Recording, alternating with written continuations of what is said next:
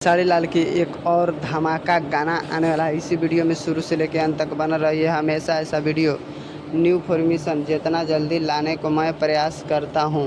खेसारी लाल का गाना जो बड़े लेवल का गाना आ रहा है खेसारी लाल का, जो भोजपुरी इंडस्ट्री में तहलका मचा कर रख देंगे।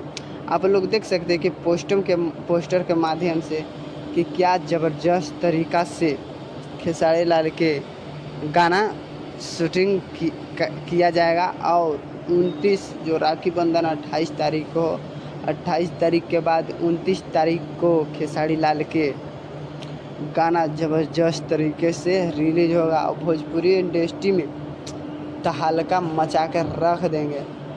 और खेसारी लाल का कोई भी गाना आता है भोजपुरी इंडस्ट्री में, तो भोजपुरी इंडस्ट्री में तहलका मचाबे तो करतबे करता है, लेकिन भोजपुरी इंडस्ट्री में ये गाना सबसे अलग लेवल के है और भोजपुरी इंडस्ट्री में तहलका मचा कर रख देंगे। सिर्फ 29 तारीख तक वेट करिए। धन्यवाद।